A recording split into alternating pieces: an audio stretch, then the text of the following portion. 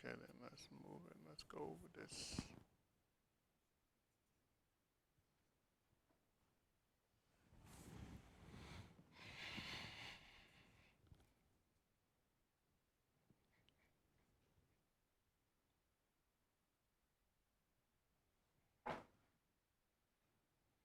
So we didn't get into the chakra, right? Okay, let's see.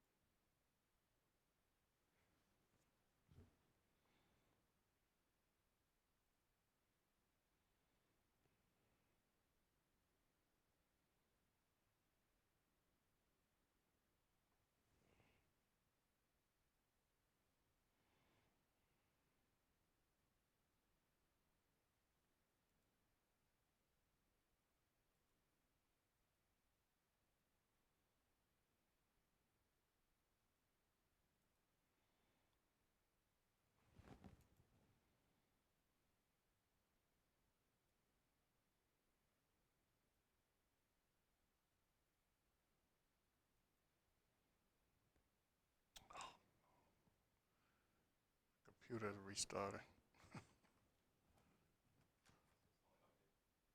I guess, I don't know.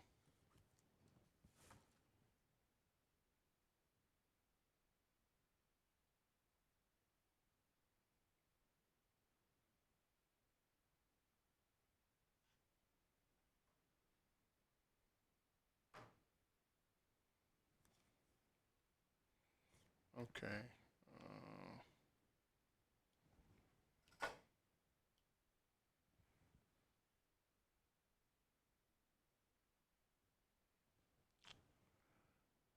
just getting ready to pull up the diagram. I guess I have to wait.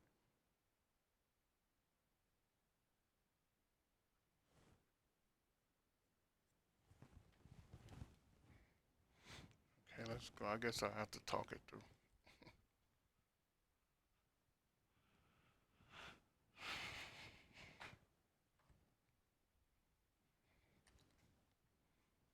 All right, so today in this classroom, we'll go over the Kundalini energy signatures within the chakra. I had a diagram there, but my computer is updating.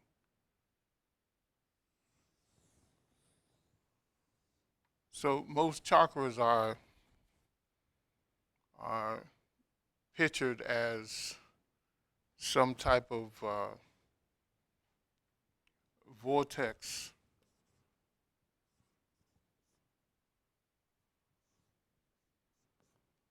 of energy. When you study the ancient teachings, the malas or yantras that they give symbolism to all come to it being that. Can that be seen? Okay. So it's a vortex of energy. Now let's look at some of the symbolism. In the center of the chakra, there's what? The Bindu. The Bindu.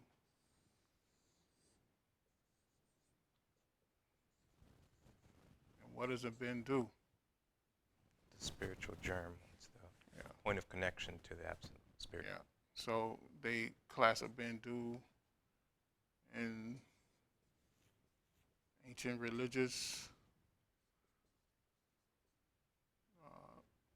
terminology as a spiritual germ. Then we go more into the mystic. They say that it's a point of consciousness,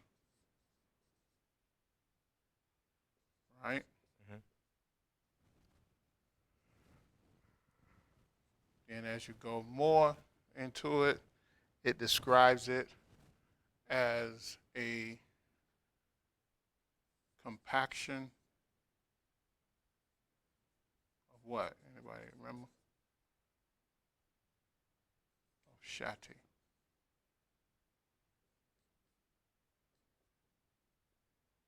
Of course, Shakti is what? Manifested Shiva.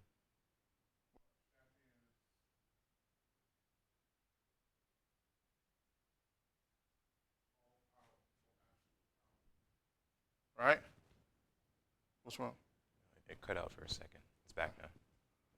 You think it's the battery? I charged him last night.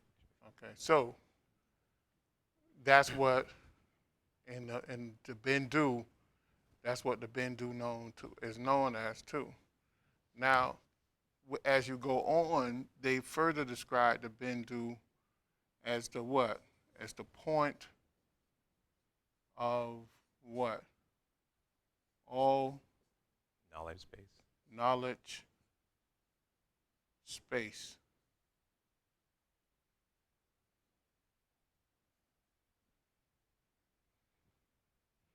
Now, what radiates from the Bindu? What does this Bindu radiate that they depict the Bindu for? The song that Kundalini sings as it passes through that point. Well, Or Shakti as it passes through that. Becomes Kundalini at the base. But when it it's not goes really down. Kundalini because it's the point of what? Of all knowledge space. Mhm. So, what is that? It's an ad playing. So what happened is this gives off a pure nata sound. It radiates from the Bindu. So, and that pure nata sound is it radiates. What is this?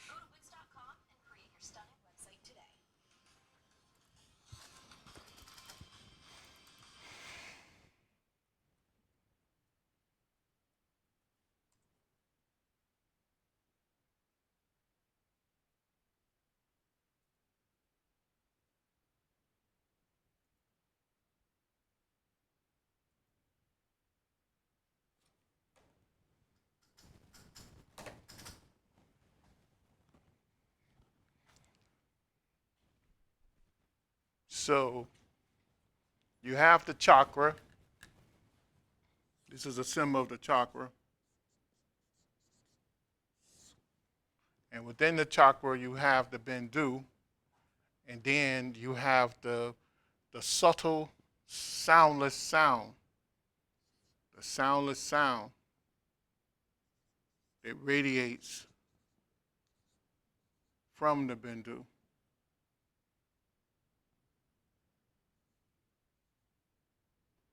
Because it's pure nata, meaning that this soundless sound is a what type of sound? Unmanifest.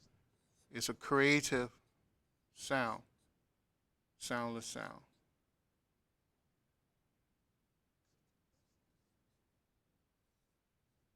So it has the power to create. So now because of this, the more you study the symbol, this soundless sound they name as it gives the chakra. Petals. No, not petals, but mantra. Oh.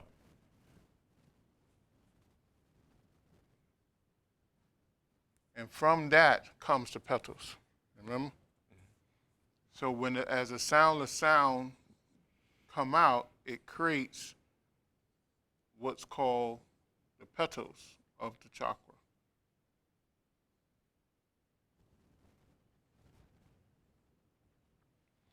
All right?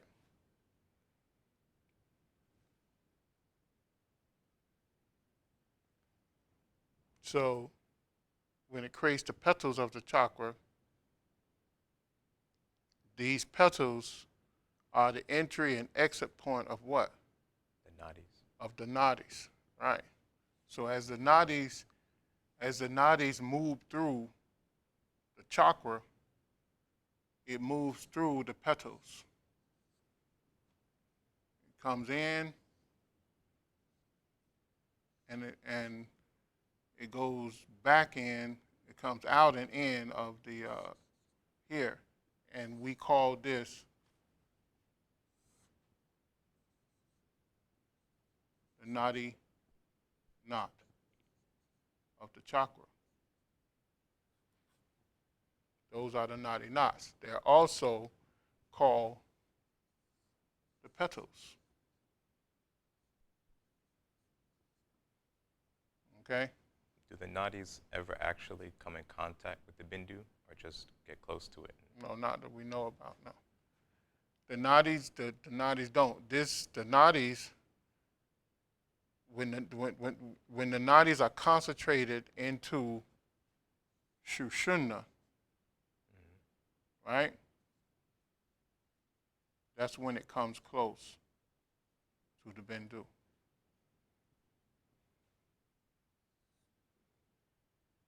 So when the nadis become concentrated, that means that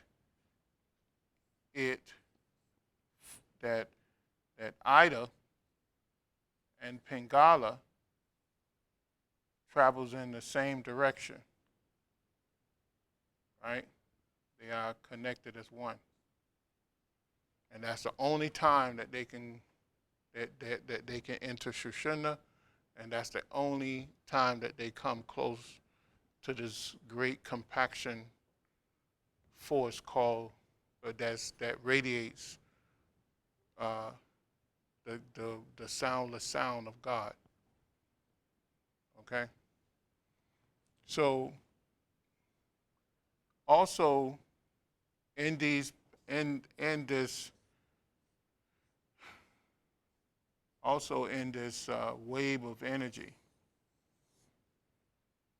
that radiates from the bindu or the chakra bindu, right? Let's call it the chakra bindu so everybody understand. It is also what is called the Tava rays.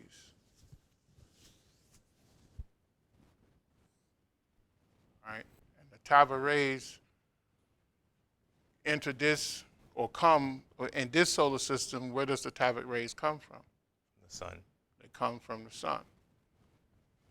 So the Tava rays, which is described as modes of motion in the ancient books. They were limited with their words. But it's a good description because what the Tava rays do, the Tava rays controls manifestation. It's really the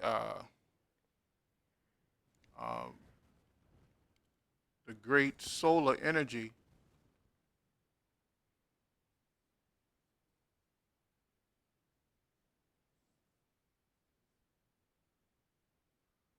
of the sun.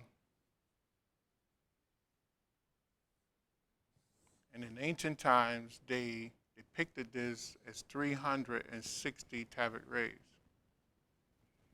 And they split the tablet rays up with the chakras along the spine for the purpose of us understanding.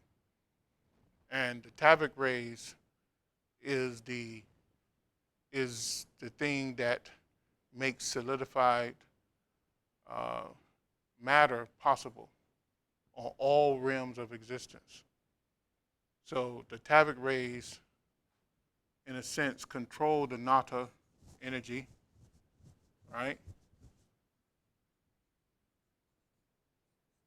It controls the Shakti energy. I'm saying energy twice, but just to understand. It controls the bhutas, right? Right,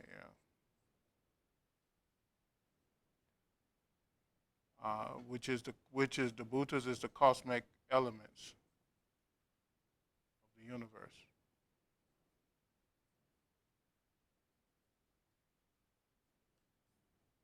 It controls the 5 major pranas.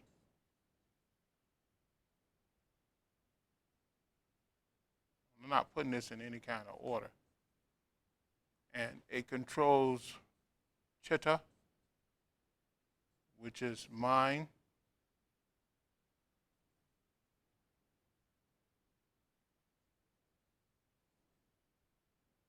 It's mind energy.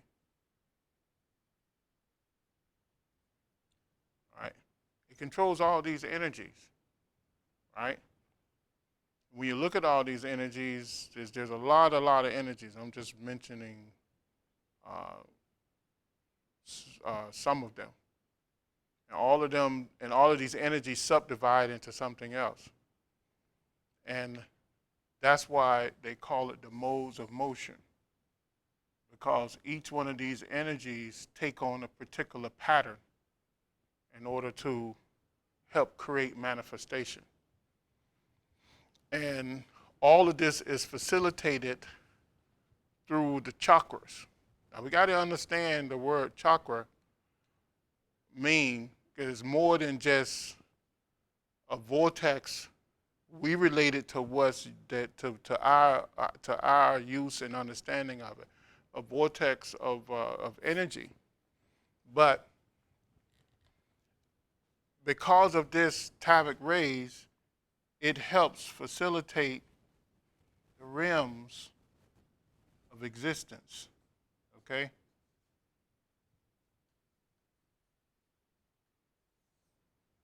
Because of this modes of motion. So the chakras, each chakra level represents a series of realms of existence. So because of these energies. So it creates this vortex center creates this compaction of energy, of Shakti power or energy, that facilitates every realm of existence. So if we look at it along the lines of the realms of existence, if we look at it and we say chakra 1, the first chakra, right? And we'll say the first chakra for us is the base of the spine.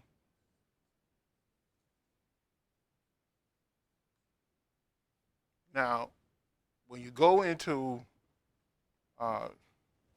mystic side of this, it gives you the nature of each one of these chakras and realms of existence, or realms of operation, the major realms of operation that the chakra work on, because these chakras exist on all the realms. They intertwine in all the realms, but they have a major realm of operation. The base of the spine, the base of the spine rim is here. This is us right here, and this is us, the sex center.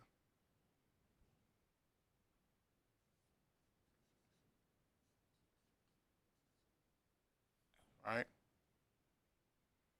And of course, center means chakra.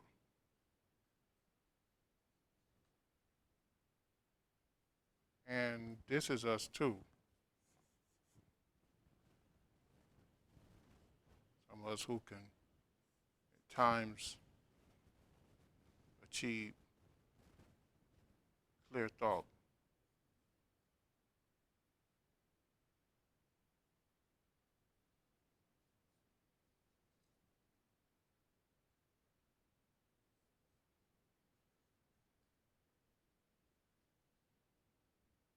So mankind here on earth mainly exists in these two realms. This is our major realms of operation. And the energy in these realms fit our existence. And also the realms below this as well, because there are sub-realms below these realms. The heart chakra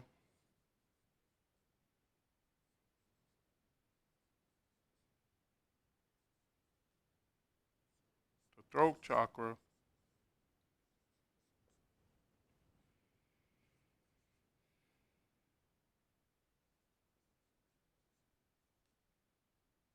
and what I call the Christ chakra.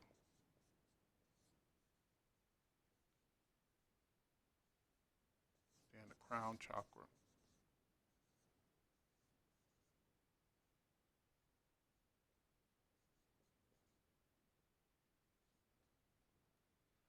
These chakras, we have minimal access to these chakras.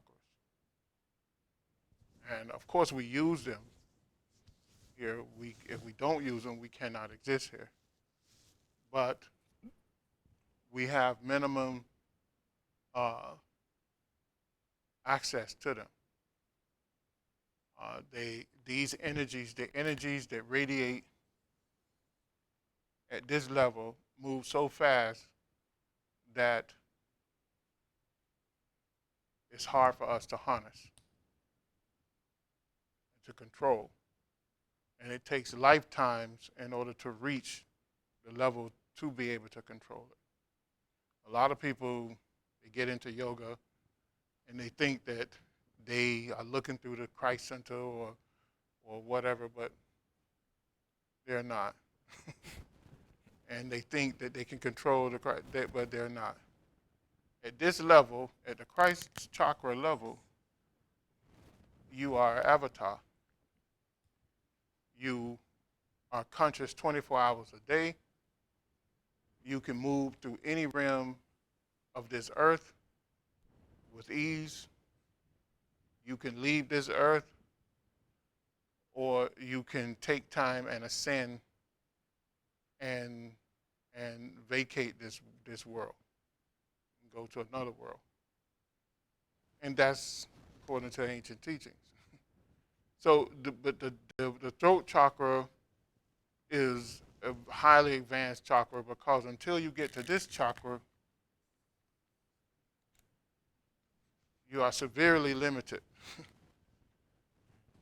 to on this earth, and you are not allowed to even leave this earth in a projected state before you get to this chakra.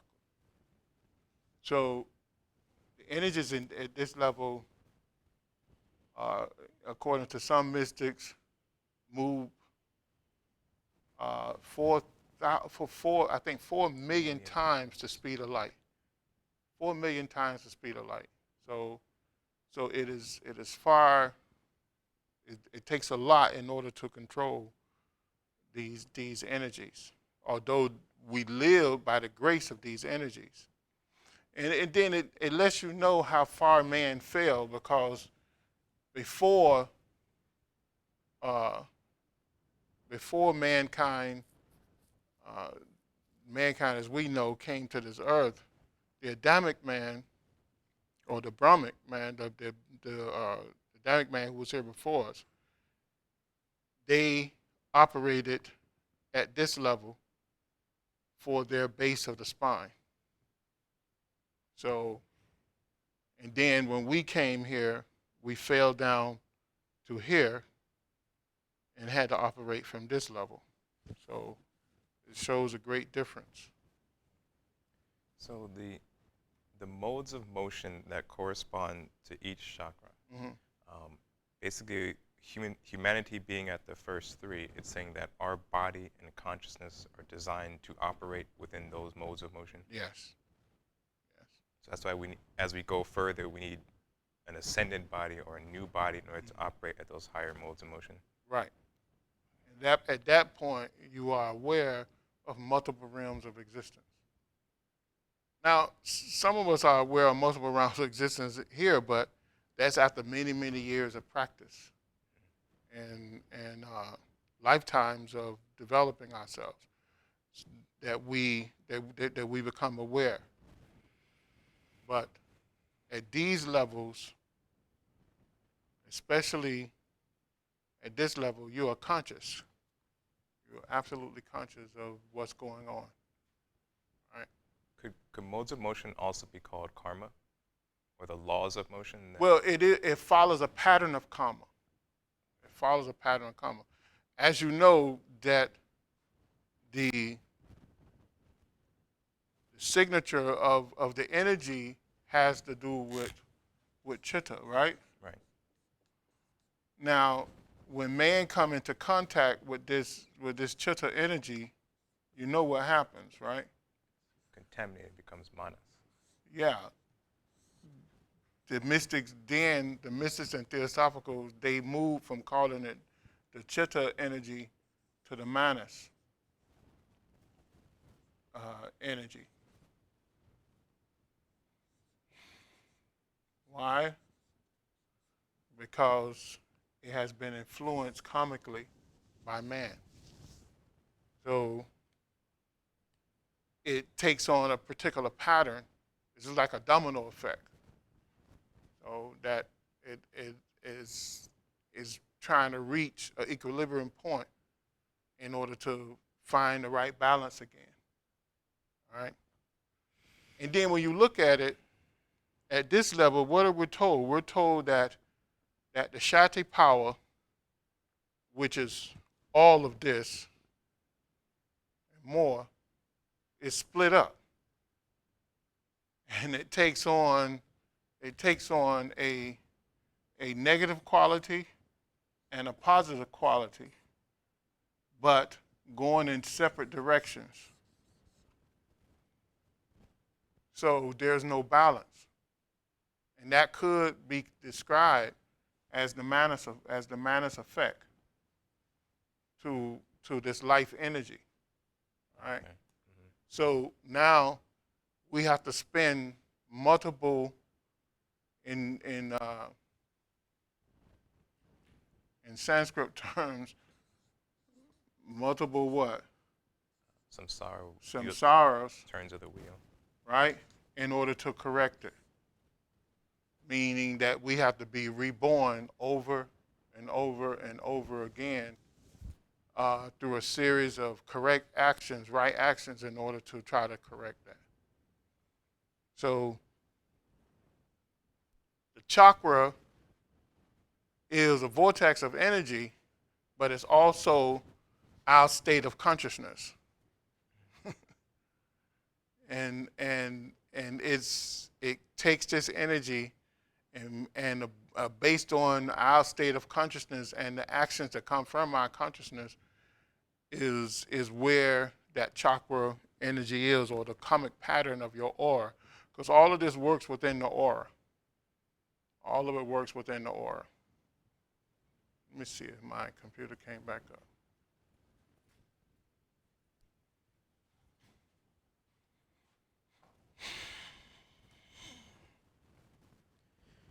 Everyone, if you have any questions, please type them online, and I will ask them in class, including questions from previous classes.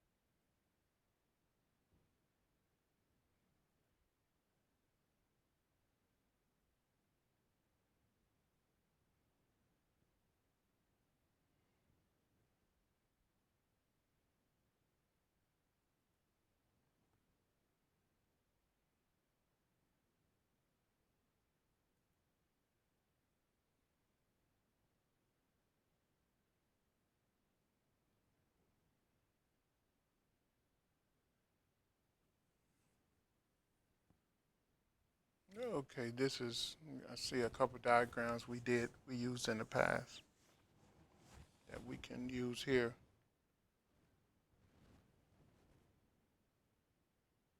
And it shows you see that? Yes. And it shows the power of the chakra, the power points of the chakra. And here it shows the Bindu, a divine spiritual germ from God, or we can say from our higher self. The Nata is supreme sound, vibration that gives motion and shape to life. The chakra BJ or the chakra mantra is the main sound of sound vibration of that chakra and regulates a massive flow of prana and frequencies of mind substance. The chakra petals are the seed mantras of sound vibration of that chakra, and it has the original samskaras of the chakra. The original samskaras of the auric body. The petals are the entry and exit points of the nadis. Then you have the tabic rays, as we talked about. It is the subtle solar rays and solar substance that's conditioned by the Mahabhutas of Earth, Sun, and Moon.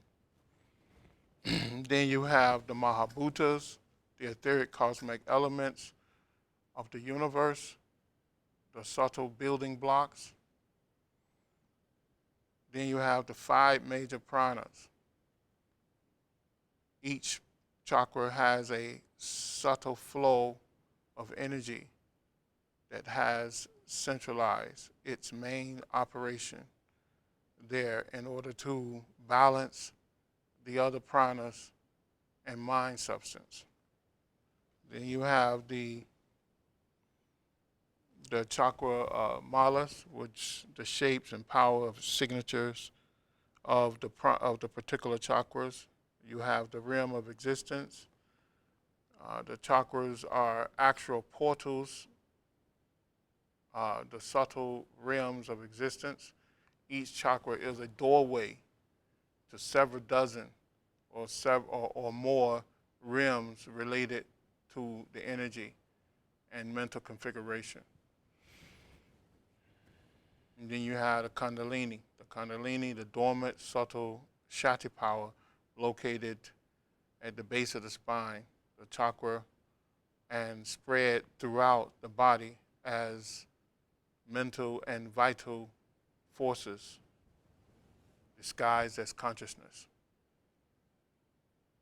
So the chakra is more than what most people recognize it to be, or even speak about it.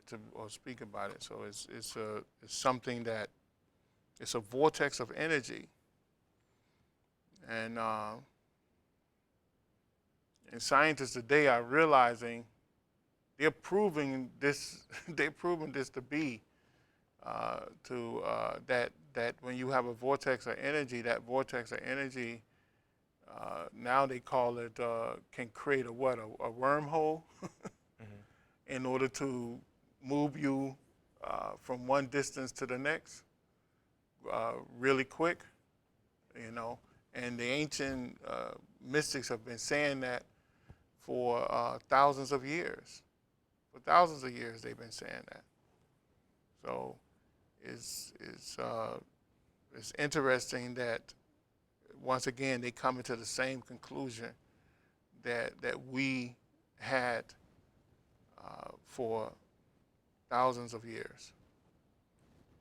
That each one of these chakras is a portal, is a vortex of energy that can allow us to move from one realm to the next.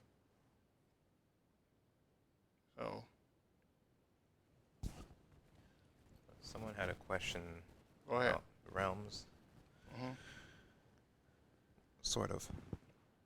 When I pray for someone who is in the lower realms, is it okay for me to envision a white light for them? How they know they're in the lower realms?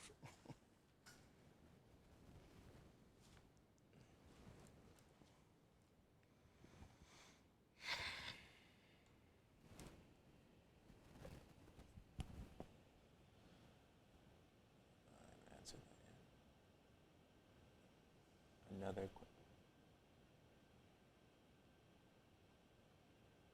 Well, it's nothing wrong with sending white light or any color light to someone as long as the intent of the light is spiritual. It's a spiritual intent, or you're radiating spiritual energy through that color of light.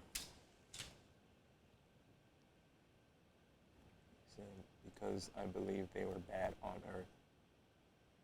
Well, try to be independent of your criticism of someone. So, unless you know that they're there and you visited them there, try to be independent of your criticism, because you don't want to color the energy that you're sending them. Because this is when you radiate energy is a very delicate thing. That's why we have to be we have to move to a point of selflessness and objectivity. We don't want to pray for someone and call out all what we think is their terrible points. we just sent some damaging energy to that person by doing that. Now we can call out our own points. In fact, that's a good way to radiate energy by realizing your weakness and calling out your weakness, and And then say, even though I'm standing here today calling on this great energy, and then push the energy out to the person, but not to call out someone else's.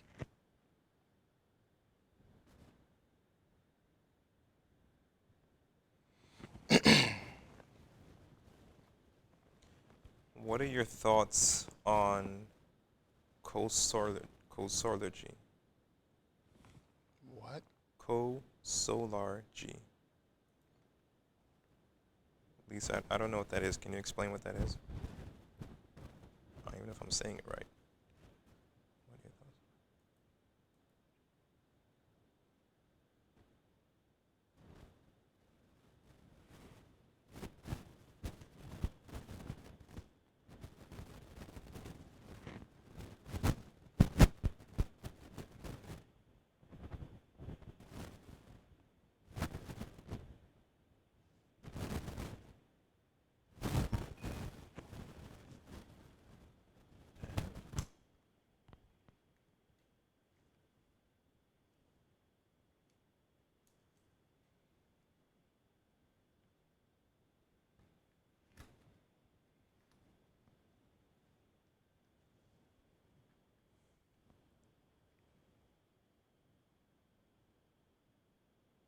Are they explaining it?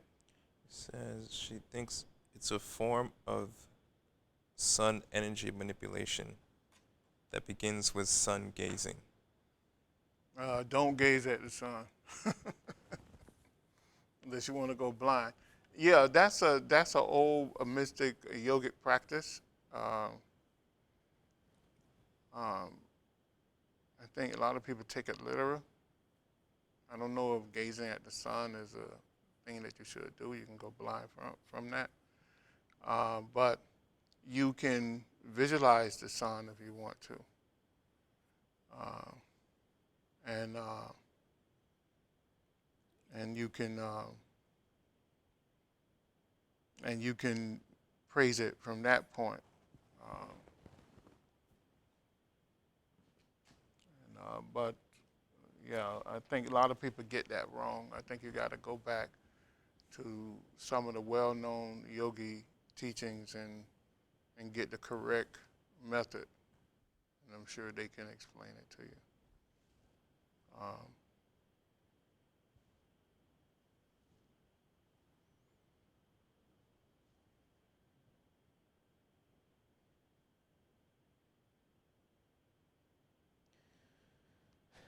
In Hinduism, which goddess is referred to the mother goddess of earth? there's several. I don't like to get into the Hindu cultural things, but there's several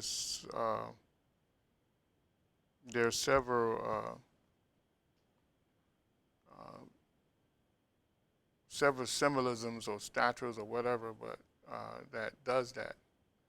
But what we refer to the Mother Earth as the logos of the earth, the logos of the Mother Earth, or just say the Mother Earth, and all because everything on this earth was related back to the Mother Earth. Even the Divine Mother is can be considered an aspect of the Mother Earth's consciousness. So you can refer to it as that. We have so much of the Manus effect that I try to stay away from culturalizing things. So but let's go to the science of it, the mystic science of it. The mystic science of it is the same way if we look at ourselves. We have an aura. And once the aura moves or discard any aspect of our being, that aspect of our being is no longer active or so-called alive, not under our conscious will. The Mother Earth has an aura, and all of us exist within her aura. And when we move outside of her aura, we cease to exist in this expression. So everything around us relates to the Mother Earth. Even the Tavic rays that comes from the sun, it have to come to the earth and it's modified by the earth in order to be given to us. Even the Tavic rays that bounce off the moon and modified by the moon and given back to us, it still have to be modified by the Mother Earth. So everything that we have on this earth or use in this earth, as far as our mental bodies, our physical bodies of the etheric world, astral world, or physical world, is modified by the Mother Earth, by the consciousness of the Mother Earth. Even our cosmic consciousness is a part of the Mother Earth.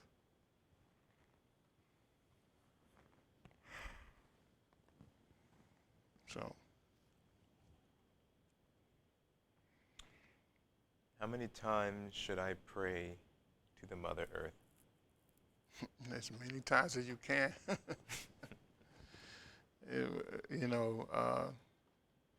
You make that a daily thing.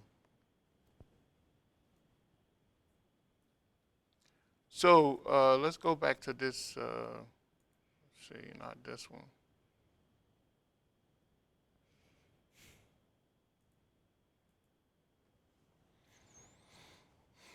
This is, you have this diagram, Dwayne, don't you? This brochure from a long time ago. I think so. Somewhere in my files. We can modify it and send it out.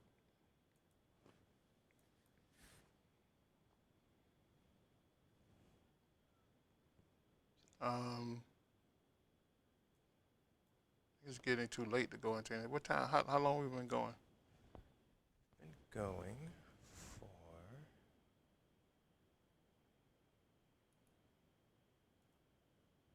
almost an hour.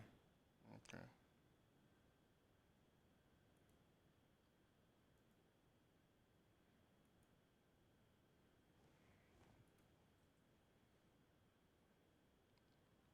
Is there any other questions?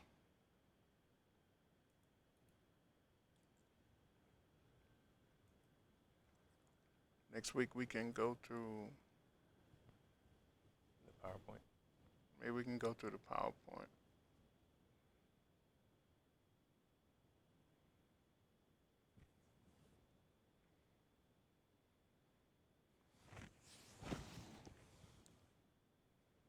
Did they ask any more questions?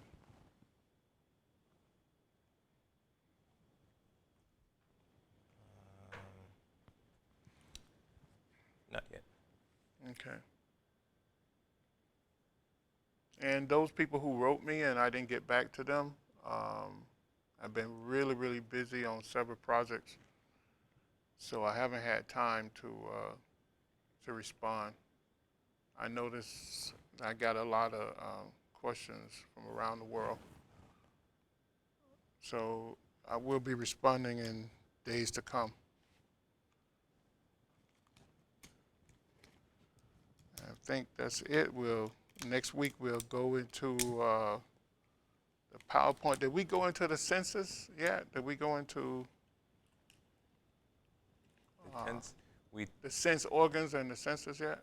Did I go into that? We introduced them. Like we said, there are 10 senses, what they are, but we didn't Okay. go into specifics about it. So next week we'll go into the, maybe we'll look at this PowerPoint and then we'll go into how do you harness the power Kundalini? How do you raise the power Kundalini?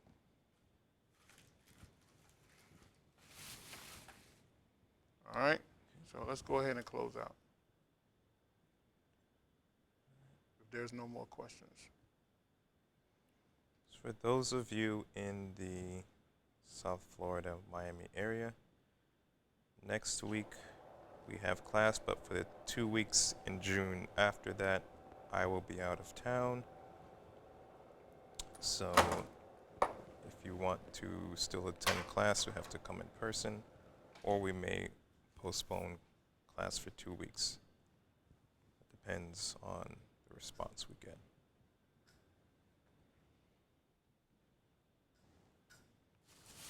Well, 1 week we'll all be in California, but for 2 weeks I'll be gone.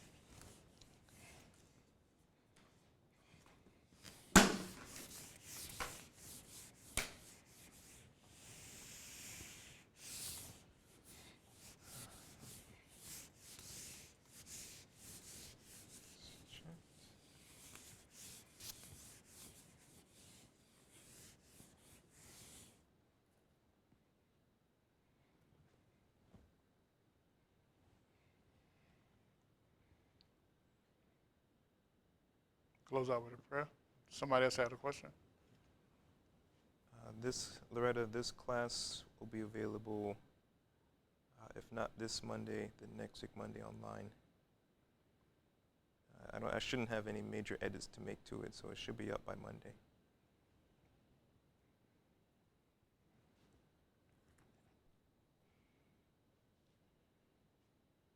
The New Lord's Prayer.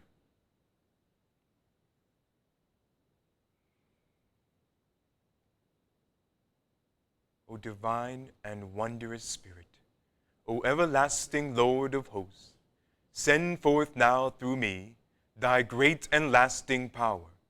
Allow me, Almighty God, the lasting privilege of radiating to all the world thy great love, so that those who suffer may be given the power and energy to rise above their weaknesses. Almighty God, in great humility do I ask you to send forth your power, to give to me this great lasting privilege of being a channel, so that my suffering brothers may be helped and guided and healed and lifted into thy light, so that they who know not may look up and in doing so receive to their higher selves your divine counsel. Almighty God, this day have you granted me a divine privilege. I ask you now to give to me the strength so that never again will I turn from my inner vision of you. Oh, great peace, great peace, great peace. In praise of your greatness, O God, doth my soul sing. Grant it energy to sing on forever and forever.